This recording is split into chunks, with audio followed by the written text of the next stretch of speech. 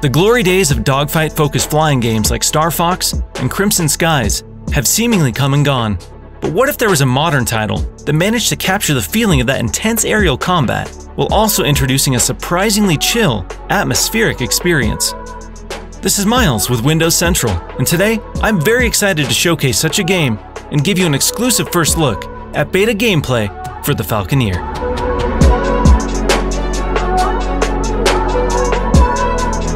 When the Falconeer was first revealed at XO19, I was immediately intrigued by the concept and captivated by its art direction. Stylized cell shading introduced us to a fascinating world where humans use giant birds as fighter planes. The moody trailer gave us some quick glimpses of various locations and even creatures we'd encounter on our journey in this wild new land. Wired Productions certainly got a lot of people's attention after this reveal, and since then, many flight fans have been eager to see more of the game in action, especially now that we know it's launching alongside the Xbox Series X and S. I've spent several hours playing Chapters 1 and 2 of the beta build for the Falconeer, and from what I've seen so far, this unique flying game is equal parts intense dogfights and atmospheric exploration. If you're new to the channel and like what you see, be sure to subscribe. And if you want to support us even further, go ahead and like and share this video. Now, let's get back to some exciting gameplay from the Falconeer. Most games that feature flight combat tend to focus on flight combat. If you've played games like Star Fox or Crimson Skies, you know essentially what to expect from each mission. Go in, blast some enemies, and maybe fight a boss. I initially went into the Falconeer expecting a similar experience, and the fast-paced tutorial only served in cementing those expectations for me. However, when the game fully opened up in Chapter 1, I realized this adventure would be far more open and fluid than the traditional mission-based structure of something like Star Fox. It's certainly not an open-world game in a modern sense, but each of the zones feels fairly sizable and expansive. In between the defined combat or quest areas are beautiful landmarks and locations to explore. There's this really intriguing balance of up and down time that most action games simply don't offer. It strongly reminded me of Sea of Thieves in this way. The sections with enemy encounters were frantic and intense, while the segments in between were gorgeous and relaxing. It's very rare that a game can successfully deliver excitement and serenity in the same package. The massive iron blockade! We need to take out every boy!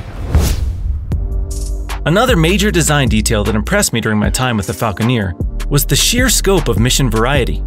Even early on, I was introduced to a wide range of distinct objectives.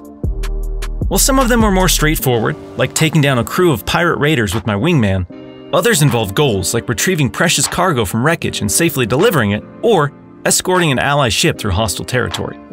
This mission variety kept the pacing of the experience interesting and balanced.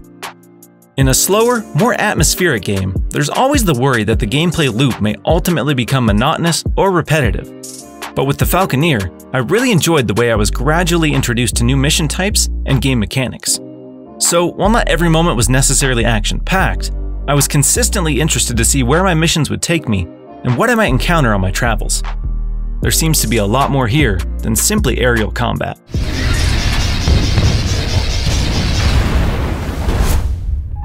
While a majority of modern flight-focused games feature machines like futuristic spacecrafts or traditional planes, the Falconeer taps into a more primitive form of transportation in some really interesting ways. Birds, especially falcons, are strong, graceful creatures. But when compared to F-18s or other warplanes, they're significantly slower. The mobility in this game is tied heavily to gravity and Mother Nature. Dramatic aerial dives are your easiest trick for gaining speed and momentum as you make your way across these sprawling ocean landscapes.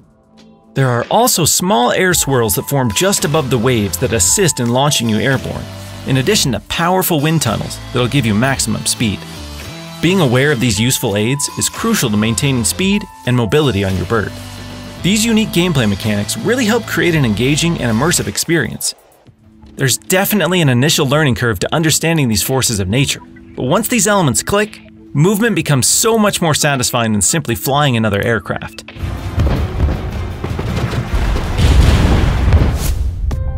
To avoid spoilers, we won't be touching on any key story-related details in this preview, but I did want to spend some time talking about how genuinely captivating this world is.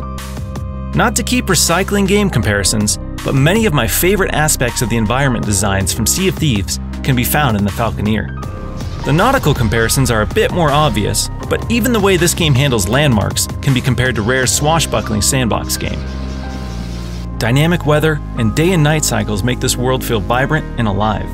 Additional ambient details like whales bursting from the waves, groups of fish splashing and bouncing from the water, and even strange creatures flying through the sky add a lovely sense of character to the Falconeer.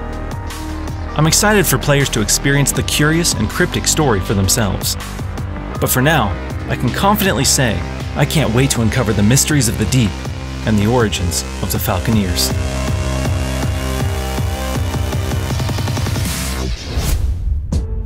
What are your thoughts on the Falconeer? Are you interested in giving this flight-centric game a try? Let us know in the comment section below. For more Xbox and PC content, be sure to subscribe to our channel. And if you enjoyed this video, go ahead and hit that like button.